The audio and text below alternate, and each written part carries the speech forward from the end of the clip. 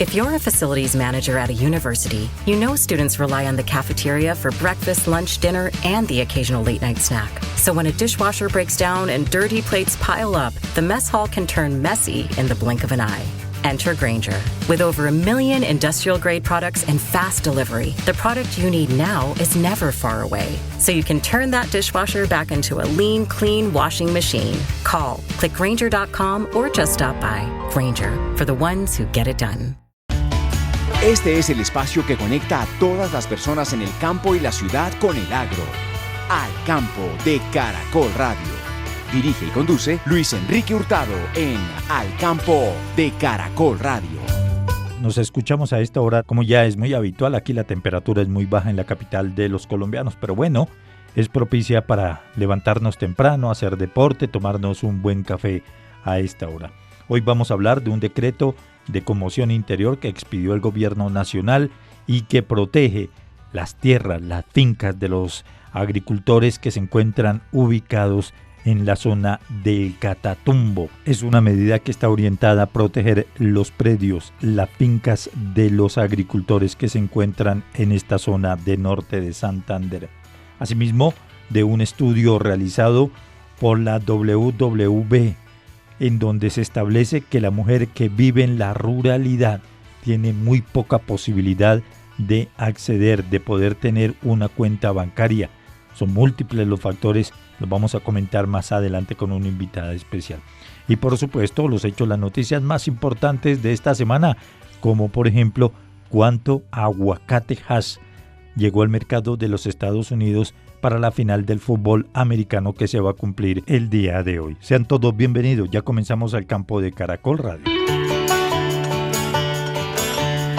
Las mujeres rurales siguen enfrentando barreras para acceder a diversos productos financieros aquí en el país.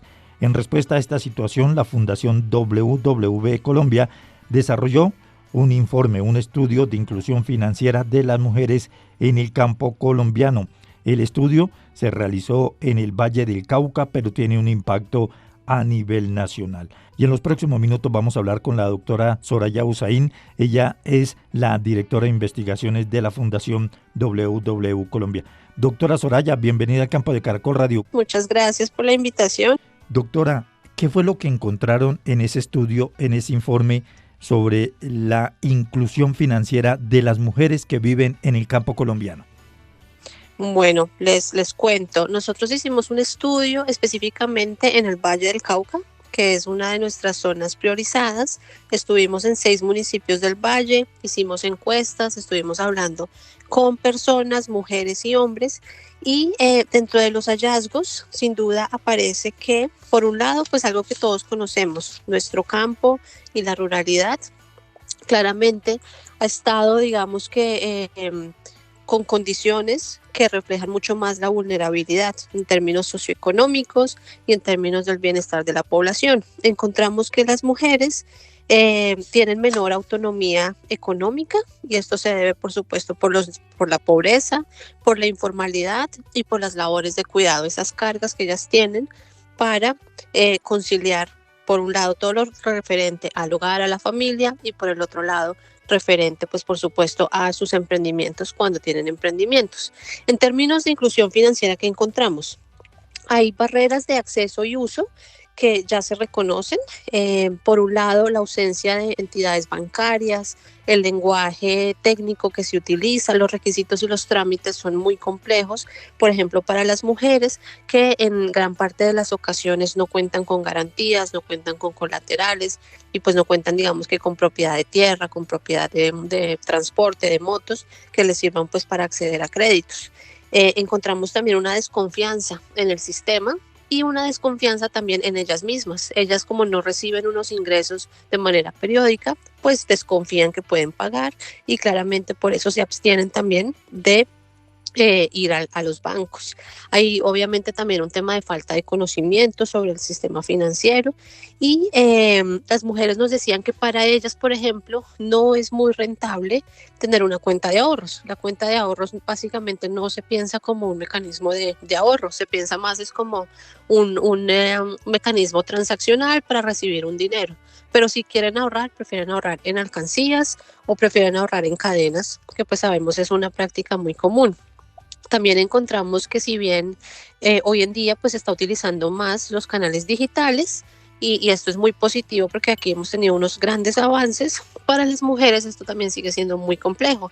Muchas no cuentan con celular, con dispositivo propio, y las que lo tienen pues también desconfían porque pues no conocen muy bien el tema tecnológico, y claramente cuando pues respecta a su dinero sienten que pueden estarlo perdiendo o que pueden hacer algún error, y por eso pues prefieren no involucrarse en este tipo de cuestiones. Entonces pues vemos aquí pues que hay unos resultados para profundizar, y bueno, claramente está el llamado para seguir trabajando en este tema de la inclusión financiera, entendida no como un fin, sino como una forma de aportar al bienestar de las mujeres en la ruralidad.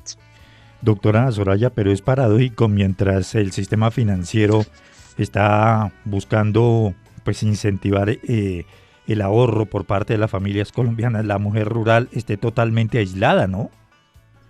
Así es, y ahí se evidencia pues el gran trabajo que tenemos que hacer en términos de la confianza, generar confianza en el sistema, y pues por supuesto propiciar mucho más el ahorro, llegar con la información, generar unos mecanismos también que faciliten el ahorro, porque ¿qué pasa en la ruralidad? Por ejemplo, te doy un ejemplo, puedes consignar el dinero en una cuenta de ahorros, pero para poder sacar ese dinero tienes que coger un transporte, tienes que llegar a la cabecera municipal, eso te toma tiempo, eso te cuesta, entonces pues claramente se convierte en algo muy complejo de hacer. Entonces pues preferible lo guardo en una alcancía o debajo del colchón, donde voy a tener el dinero pues de manera mucho más fácil en caso de que lo necesite para una emergencia o una eventualidad.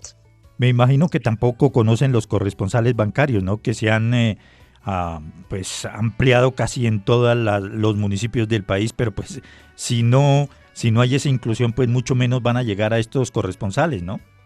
Así es. Pues mira que aquí pues evidenciamos que se han hecho unos grandes avances, pero pues no es suficiente. Los corresponsales bancarios manejan horarios específicos, también en términos de la disponibilidad del dinero, a veces sí hay, a veces no hay, y pues por supuesto también hay desconfianza. Entonces ese es como el primer llamado. Como sistema hay que empezar a trabajar mucho más en la confianza de las personas, y que las personas desarrollen autoconfianza en las mujeres para poder, digamos, que asumir todos los retos que significa estar incluidas financieramente.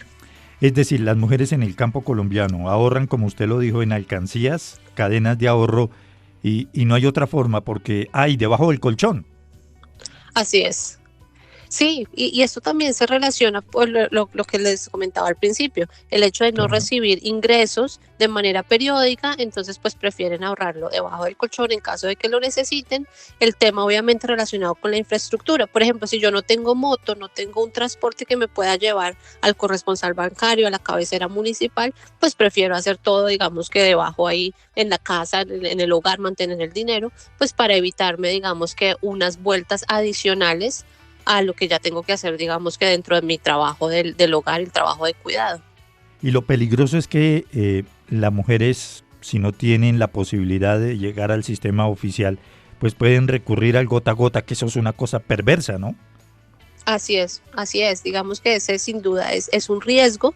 Nosotros que encontramos en esta investigación que el gota a gota no está, digamos que pues no es tan evidente desde lo que nos decían las mujeres. Ellas son conscientes de lo que implica pues generar estos préstamos con gota a gota, entonces prefieren abstenerse. En caso de necesitar dinero, prefieren acudir primero a familiares, a tiendas. Los tenderos muchas veces les fían o les pueden brindar préstamos, y el gota a gota sí es como la última opción. Entonces aquí sí yo creo que hemos hecho una labor bastante buena, porque las personas están mucho más conscientes de lo que eso puede implicar. Y para las mujeres, sobre todo, lo que nos decían es que ellas siempre piensan en el bienestar de su familia. Si lo que voy a hacer puede afectar el bienestar de mi familia de alguna manera, prefiero no hacerlo. Entonces por eso prefieren abstenerse del gota a gota. Y el cuaderno en el campo colombiano, en las tiendas, sí que es tradicional, ¿no? Uno va, que si me fía tanto de arroz, una botella de aceite, el pan, y después le pago. Así es. Y digamos que estas son unas prácticas sociales ya legendarias que se han utilizado y son muy buenas también porque permiten, digamos que, mantener esa cohesión social, ese relacionamiento, y esta claramente es una forma de suplir esas necesidades básicas que tienen los hogares. Pero pues, ¿qué pasa? También aquí se pueden generar, digamos que, altos niveles de endeudamiento. El tendero o la tendera les deja de prestar el dinero, les deja de fiar y pues también se convierte en una cadena, digamos que bastante compleja. Y esto también lo relaciono con lo que nos decían en cuanto a los préstamos, a los créditos. Las mujeres que acceden a este tipo de mecanismos, muchas veces, la mayoría de veces, es para pagar otras deudas. Entonces no son préstamos para, digamos que, tecnificar el negocio, para comprar insumos, es para pagar otras deudas, lo cual también es muy complejo porque significa que estamos como en ese círculo de endeudamiento, de pobreza, que claramente pues afecta la calidad de vida. Hay una pregunta aquí interesante, doctora Soraya, y es, dice textualmente en esa investigación que realizó usted, en su hogar reciben ingresos de algunas de las siguientes fuentes: arriendos, pensión, subsidio del Estado, otro subsidio, remesas. Aquí, pues, el panorama es complicado, ¿no? Sí. Aquí pues sabemos que la ruralidad colombiana tiene unos altos índices de pobreza y pues obviamente los subsidios han ayudado muchísimo a los hogares, específicamente pues aquí del Valle del Cauca, pero hay mucho que hacer. Es evidente, pues muchos hogares están bien sea por debajo de la línea de pobreza o están en pobreza, lo cual es bien complejo y también es un llamado para que... Antes, hacer los impuestos significaba usar al mismo preparador que tu familia. Pero, ¿realmente era lo más conveniente?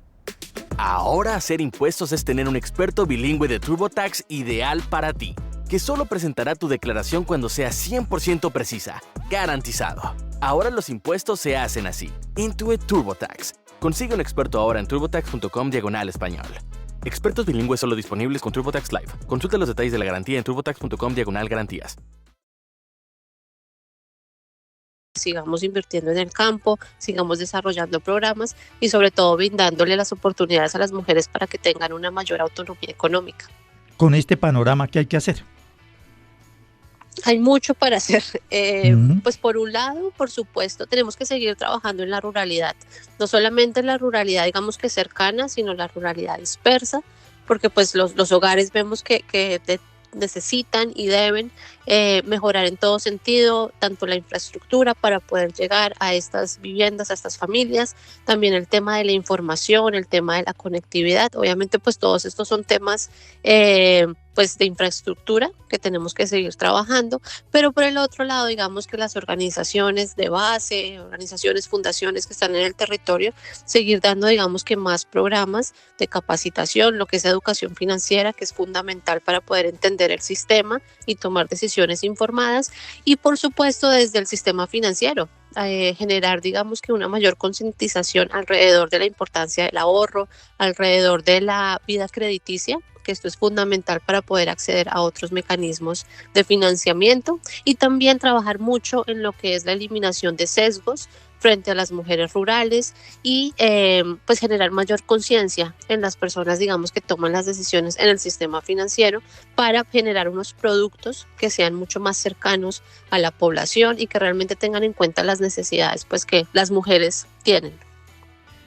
Finalmente, doctora Soraya, ¿algún mensaje para la mujer rural que la escucha a esta hora de la mañana? Por supuesto, tenemos que seguir trabajando y pues ellas son, finalmente las mujeres rurales son las que sostienen el campo y sostienen la vida.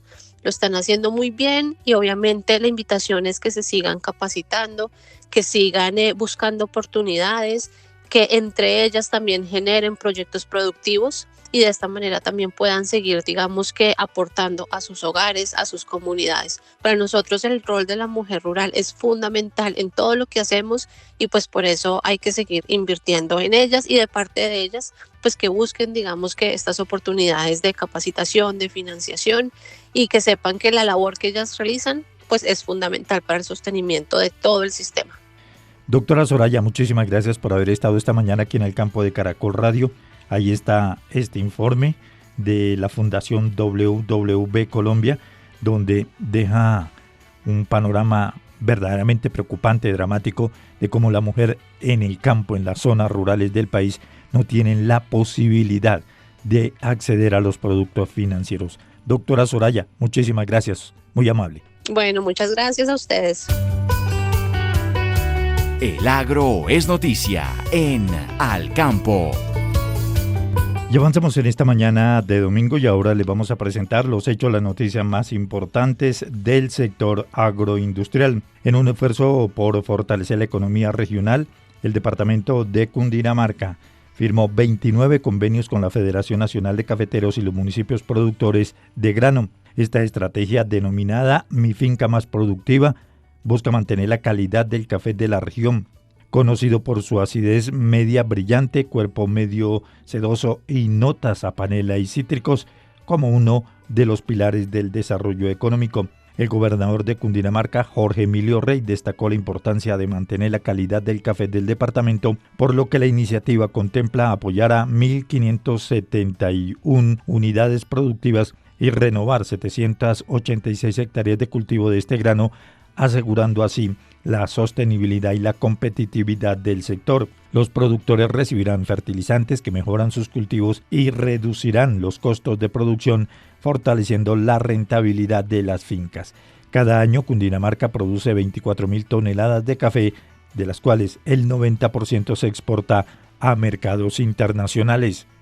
Y ahora, ¿qué ha pasado en el departamento del Valle del Cauca en el sector agroindustrial? Pues les contamos que la gobernación anunció un plan para mejorar las vías rurales en el municipio de Versalles, con el objetivo de impulsar la producción agrícola y pecuaria de la región. Se trabajará en 5 kilómetros de la vía El Cedro-La Florida, una ruta importante para llevar productos a los centros de acopio y para la movilidad de los habitantes. La gobernadora Dilian Francesca Toro explicó que se hará mantenimiento periódico para que la vía siempre esté en buen estado. Además, se asignará una retroexcavadora para abrir la vía La Palma-Guaymaral-El Basal, respondiendo a las necesidades de la comunidad. También se va a mejorar la vía Versalles-La Unión, otra ruta clave para la economía local. Como parte del plan, se construirán 6 cintas de huella en lugares estratégicos del municipio con la ayuda de la comunidad.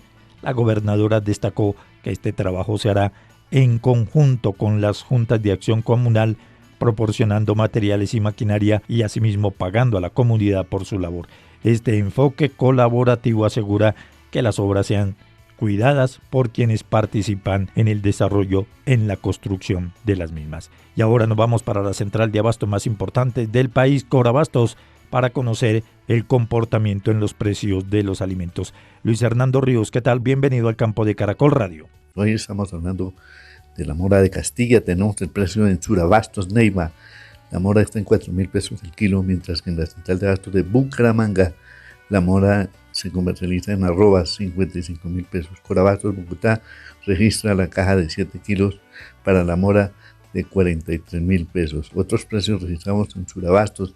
Tenemos la papaya de 2.800 pesos kilo, mientras que la arveja verde de 7.000 pesos kilo. Frijol verde está en promedio de 2.900 pesos.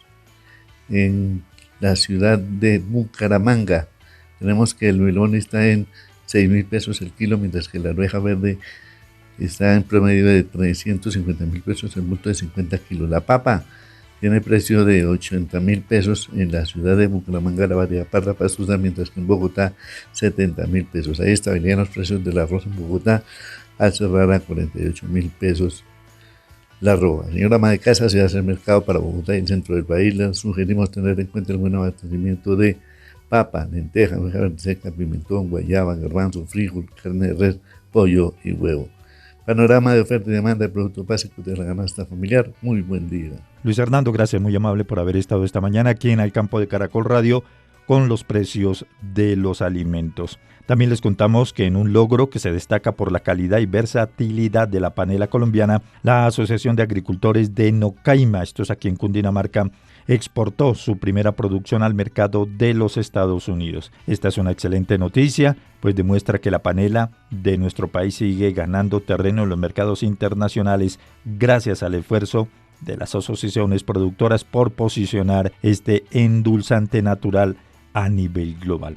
Este avance demuestra el impacto positivo de las organizaciones campesinas en la cadena productiva y en la economía del país. Es así que para nuestra panela es un logro muy importante que siga conquistando los mercados internacionales.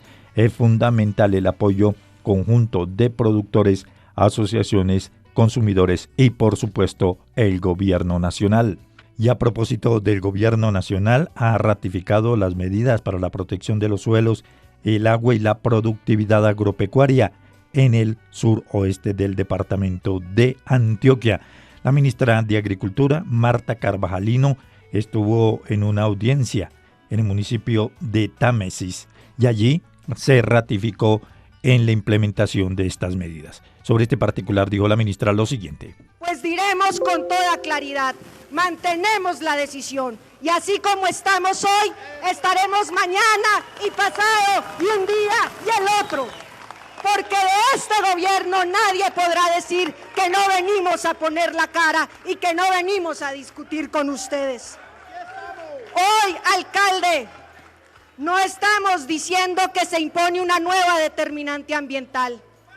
Estamos hablando de una determinante del ordenamiento.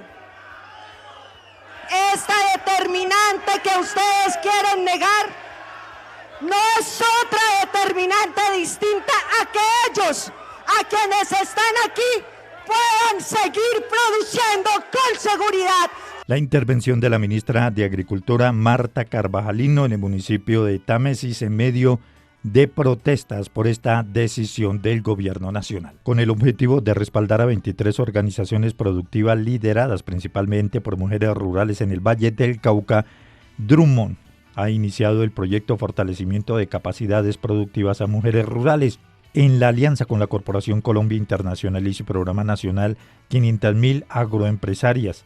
De este proyecto se verán beneficiadas con diferentes alternativas. El apoyo incluye la entrega de insumos, herramientas y equipos esenciales para garantizar la sostenibilidad de las actividades económicas de las organizaciones. Hasta la fecha, 8 de estas organizaciones han logrado capitalizar sus planes de negocio, destacándose en sectores como avicultura, la porcicultura y la piscicultura.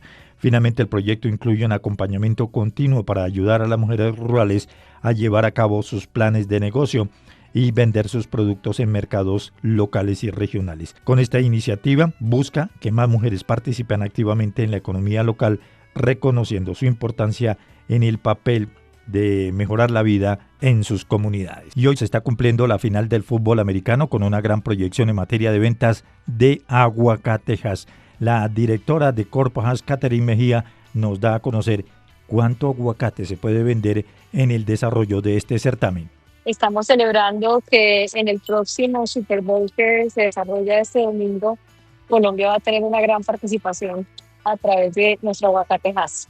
Directora, entonces la final del fútbol americano es hoy. Este domingo 9 de febrero se va a desarrollar en New Orleans y uno de los equipos finalistas de este Big Game son los Eagles de Filadelfia, a donde llega gran parte de nuestro aguacate Hass colombiano. Entonces tendremos a muchos aficionados a este deporte y a muchas familias celebrando el domingo este Super Bowl con aguacate Hass colombiano. ¿Hay una proyección de cuánto aguacate procesado se puede vender en una jornada de fútbol americano como la final de hoy? Pues mira, no tengo la cifra total, pero para Colombia representó este Super Bowl el envío de 6.500 toneladas de aguacate Hass.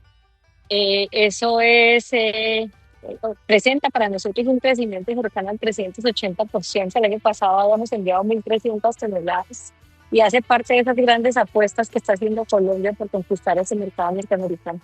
La directora ejecutiva de Corpo Hass, la doctora Catherine Mejía, y las ventas de aguacate en la final del fútbol americano que se cumple hoy en este país. Luis Enrique Hurtado en Al Campo de Caracol Radio.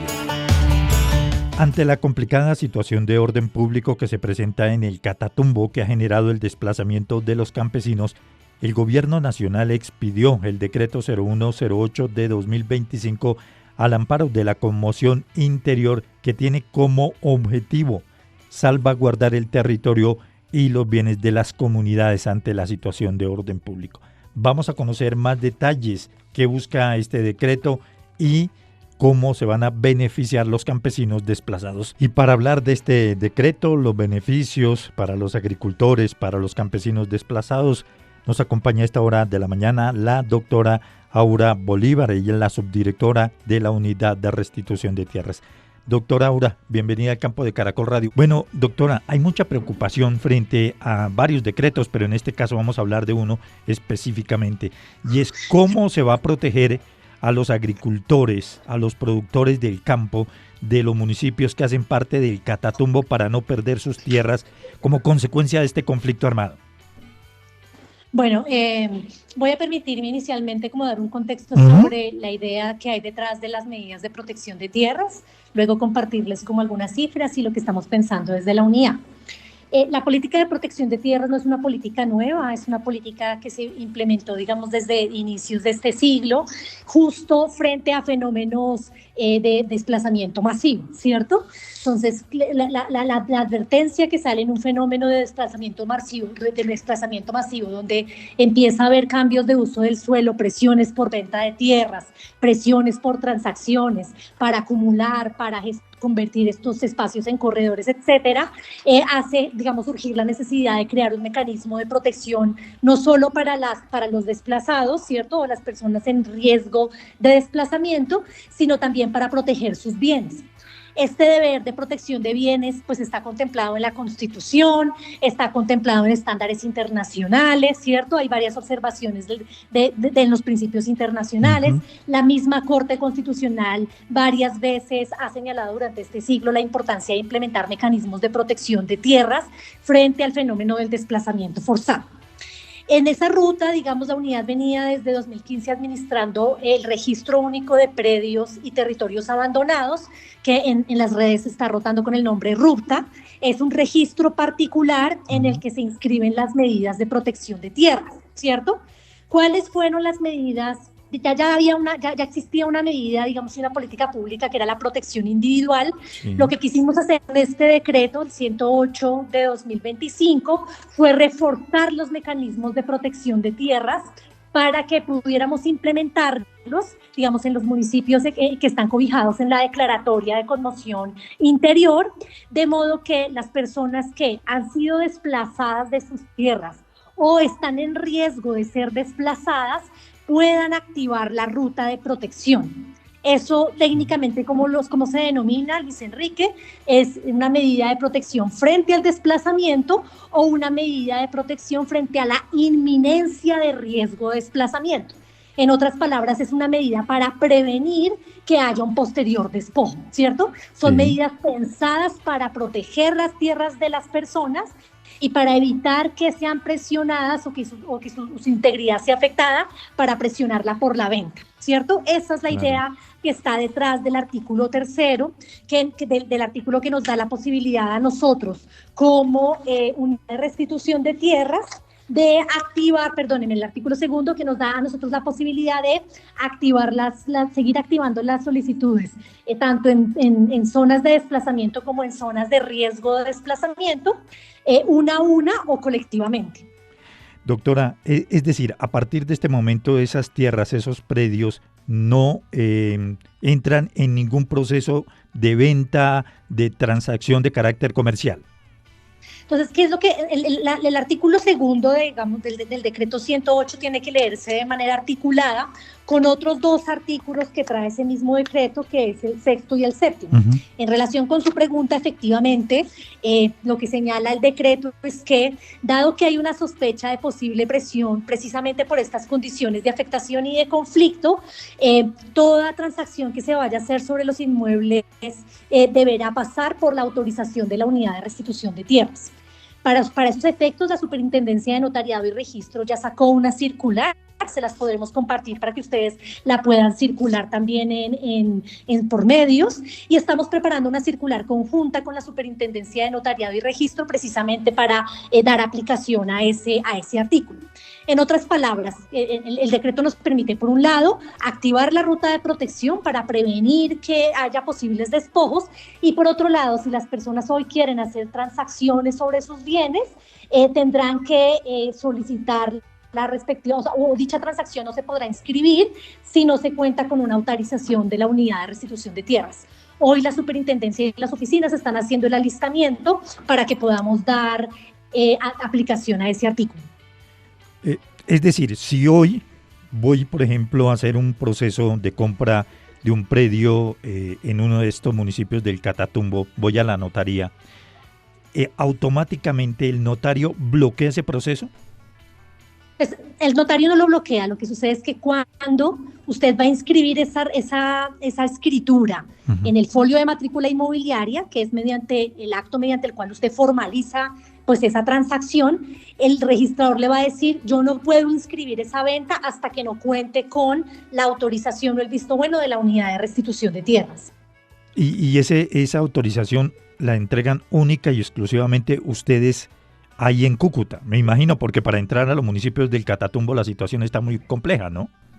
Sí, justo esa es el alistamiento que estamos haciendo con la Superintendencia de Notariado y Registro. La Superintendencia, como le decía, ya preparó una circular y está preparando una nueva para que todos los registradores centralicen la información sobre las transacciones a través de la Superintendencia y sea la conversación no entre la unidad de restitución y cada oficina de registro de instrumentos, sino la Superintendencia que nos remite a nosotros toda la información para facilitar esta gestión. En la práctica, entonces, sería un trámite que nosotros adelantaríamos de manera bilateral con la superintendencia. Ahora, usted sabe que el campesino, pues ante el temor, la intimidación de la guerrilla, pues lo que quiere en muchos de los casos pues es regresar a su predio, pero en otros de los casos quiere vender para poder salir de la zona. ¿Ahí cómo se va a trabajar? Claro, esa es una muy buena pregunta, Luis Enrique. Esta es una pregunta que ha surgido y que ha sido permanente, digamos, en el desarrollo del conflicto armado. Digamos, el conflicto armado en Colombia no es reciente y justo el temor a retornar tampoco es reciente, no sé, se ha presentado, digamos, a lo largo de nuestra historia. Aquí lo que nosotros tenemos claro es lo siguiente. Por un lado, ya hay familias que nos han dicho o que le han dicho a las alcaldías, a la personería, a la defensoría, nosotros tenemos ánimo de retornar, ¿cierto? Entonces, ¿qué hacemos con las medidas de protección? Las medidas de protección van a ser un obstáculo y lo que hemos explicado es no. Digamos, las medidas de protección tienen un carácter de prevenir y proteger. En esa medida en que tienen el carácter de prevenir y proteger evitemos que haya transacciones que estén siendo obligadas, digamos, por los actores, ¿cierto? Para garantizar la libre voluntad de las personas desplazadas o de las personas confinadas. Ahora, si pasada la emergencia, definitivamente la persona dice, ¿sabe qué? Yo no tengo intención de retornar, mi intención es vender este predio, ¿cierto? Y por ende, digamos, voy a activar el levantamiento de la medida de protección. Para eso también hay toda una regulación, digamos, no hay que temer de las medidas de protección porque las medidas de protección también se pueden levantar una vez hayan cesado, digamos, estas condiciones. La unidad también valora cada caso, de modo que verifiquemos que, por ejemplo, la persona no está siendo presionada para vender y que por eso, digamos, está solicitando el levantamiento de la medida. Entonces, claro, tenemos dos escenarios, los escenarios de las personas que retornarán y pueden decir, ¿sabe qué? A mí me sirve tener la medida de protección, yo me quedo con la medida. El que retorna y dice, ¿sabe qué? Ya pasaron las condiciones y yo quiero levantar la medida de protección, unidad de restitución de tierras, por favor, levante la medida de protección y nosotros hacemos el proceso y el procedimiento para levantar la medida de protección.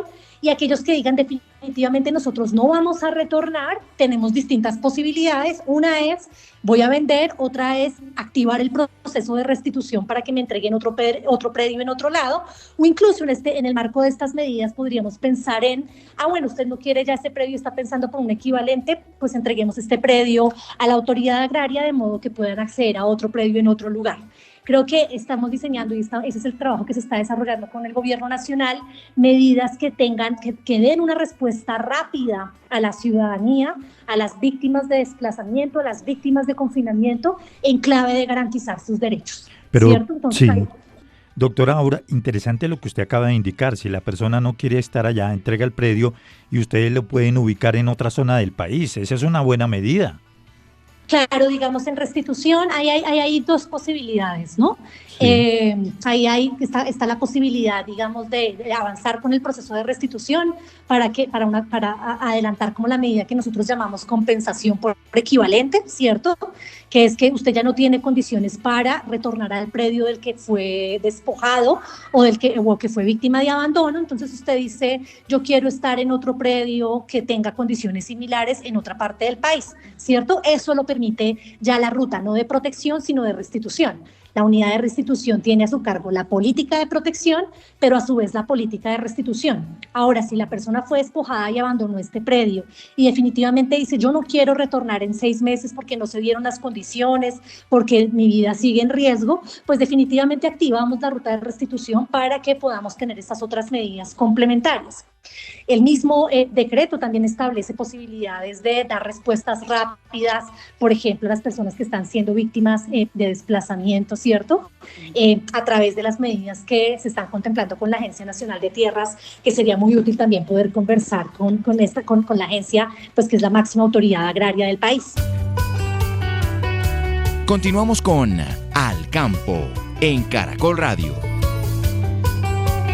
Y regresamos en esta mañana de domingo para continuar hablando del decreto 0108 expedido por el Gobierno Nacional que busca salvaguardar el territorio y los bienes de las comunidades ante la situación de orden público que se está presentando en la región del Catatumbo, en norte de Santander, así como en los municipios de Río de Oro y González en el Cesar. Bueno, doctora Aura, definitivamente esta normatividad tiene vigencia mientras dure la conmoción interior. Es así, ¿no? Por supuesto, digamos, es una medida pensada, todas las medidas contempladas en este decreto y en los que han sido proferidos en virtud de la conmoción interior, tienen la misma vigencia que tiene la conmoción, 90 días. Insisto, una vez cesados esos 90 días, nosotros no podríamos activar la ruta que están específicamente establecidas en este decreto, y lo que vamos a establecer es un contacto directo con los solicitantes para que quienes estén interesados en darle continuidad al trámite con la medida de protección, pues la seguimos manteniendo, pero aquellos que definitivamente, porque ya cesaron las condiciones de conflicto, quieran levantar la medida, puedan hacerlo. Finalmente, doctora Aura, ¿cuál sería el mensaje para los habitantes de la zona del Catatumbo que la escuchan a esta hora de la mañana, los campesinos, y pues tienen muchas inquietudes, muchas dudas frente a este mecanismo? ¿Qué tienen que hacer? ¿En dónde lo pueden hacer? Bueno, les cuento un poco lo que hemos venido trabajando. En el marco de la planeación que tenemos ahora y del ejercicio que estamos desarrollando, en la actualidad tenemos 3 puntos de atención en la ciudad de Cúcuta. Tenemos el punto de atención de la oficina que está ubicada en la dirección territorial, tenemos el punto de atención que está en el estadio, en las afueras del estadio, y tenemos otro punto de atención en el CTR. Pueden ubicar también en la página de la entidad que hemos puesto varios avisos y estamos compartiendo también por redes toda la información en X, en Facebook y en demás redes de la Unidad de Restitución de Tierras. Podrán identificar como la ubicación específica de los distintos puntos de atención. Si usted a bien lo tiene, también les puedo contar por aquí cuáles son esos puntos. Claro. El del Centro Tecnológico de Cúcuta, que está ubicado en la avenida Sexta, 320, Barrio Comuneros. Ahí estamos brindando atención de lunes a viernes de 8:30 a.m. a 11:30 a.m. y de 2:30 p.m. a 5 p.m. El otro punto de atención es el de la Dirección Territorial de Norte de Santander, que está ubicado en la calle 11066, Barrio La Playa, Cúcuta, en el horario de atención de 8 de la mañana a 12 de la mañana y de 2 de la tarde a 6 de la tarde. Como le contaba hace un momento, también provisionalmente en algunos días hemos habilitado un punto de atención a las afueras del estadio. Este fin de semana, desde el día viernes, y este fin de semana lo tuvimos aperturado, pero digamos depende de la contingencia.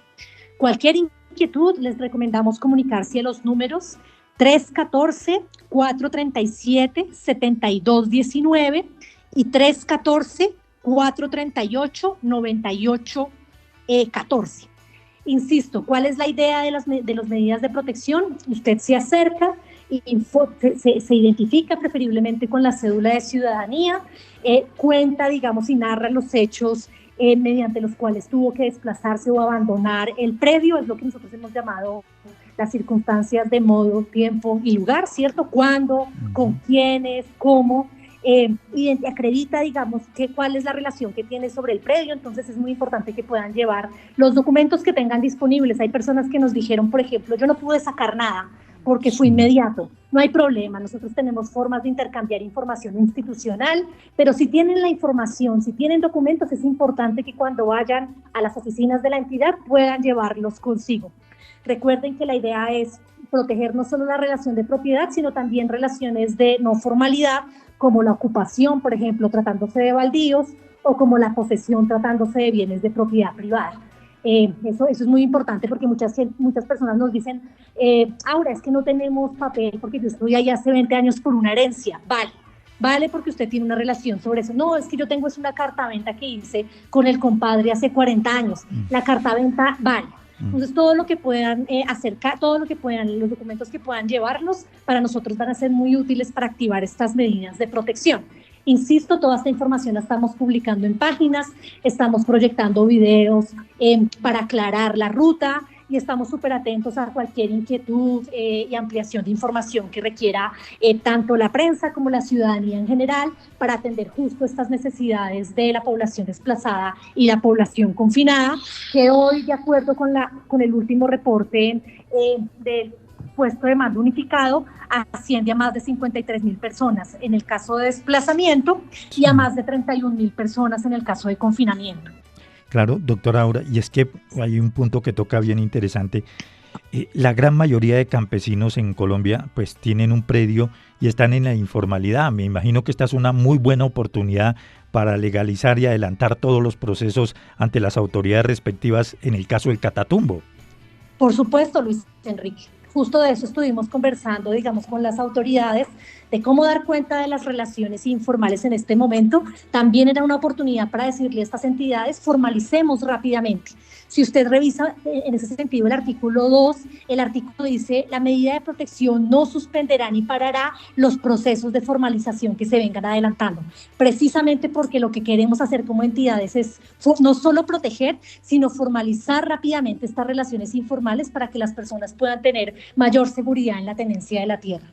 Una deuda, por supuesto, histórica, no solo con el Catatumbo, sino con todo el pueblo colombiano. En lo que tiene que ver con la expropiación de tierras que se contempla en otro de los decretos de conmoción interior, eso es una tarea de la Agencia Nacional de Tierras, ¿cierto? Sí, señor. Ahí les sugiero también la ministra de Agricultura. Yo he visto varios videos muy pedagógicos que han salido y han rotado esta semana con entrevistas, digamos, clarificando el contenido y alcance justo del artículo, el artículo 4, que es el de la expropiación administrativa. Creo que valdría la pena también tener la oportunidad de conversar, que las autoridades conversen con ustedes para clarificar el contenido y alcance pues, de ese artículo, que para nosotros también es muy importante para avanzar también con procesos de formalización y demás, ¿no? Sí, señora. Pues doctora Aura, como siempre, muchísimas gracias, muy amable por haber estado aquí en el campo de Caracol Radio. Muy gentil. Muy gentil usted, Luis Enrique, y muchas gracias a la audiencia. Quedamos súper atentos desde la Unidad de Restitución de Tierras.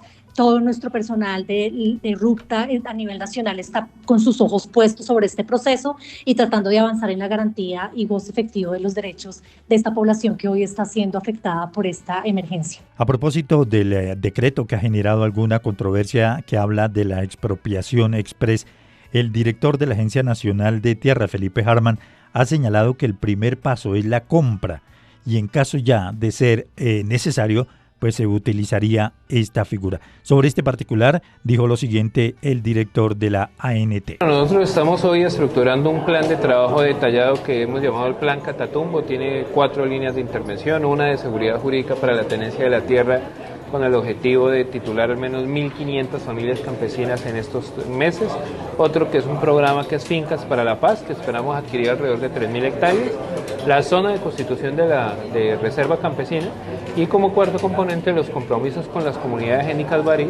Esto integrado en una estrategia de intervención que esperamos darle muy oportunos resultados al departamento del norte de Santander y a la región del Catatumbo. Ha señalado que se ha logrado reunir con propietarios de terrenos, incluso con gremios y demás para dar claridad que no es una expropiación, es un proceso diferente. No, que lo que cambia es el marco jurídico en el cual nosotros hemos venido comprando tierra, pero aquí todo propietario que haga un negocio con la Agencia Nacional de Tierras va a tener la tranquilidad de saber que estamos comprando tierra con avalúo comercial, que va a ser a tiempo, que queremos detallar estas condiciones y que arrancamos incluso en medio de ellas con las solicitudes concretas, con las ofertas que han enviado a la Agencia Nacional de Tierras. ¿La estrategia de ustedes puede garantizar un plan de retorno más prometedor y más pronto?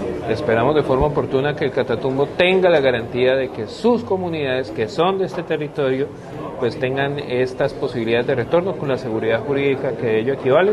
Nosotros estamos en esa tarea con este plan y con otras acciones coordinadas por el Gobierno Nacional. Los anuncios que ustedes hacen definitivamente generan mucha expectativa.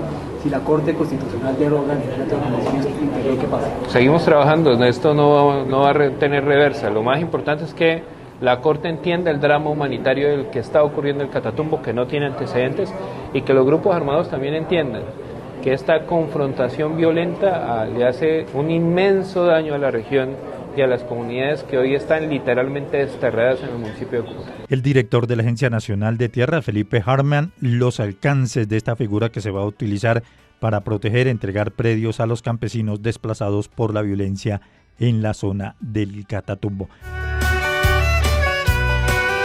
Nos despedimos, nos volveremos a escuchar para continuar hablando, dialogando de los hechos, las noticias más importantes del agro en Colombia. Todos nuestros programas están en Spotify, en el buscador Al Campo, y ahí van a encontrar toda la información. Un agradecimiento muy especial a María Camila Tobar Avendaño por su colaboración con el programa. Feliz inicio de semana.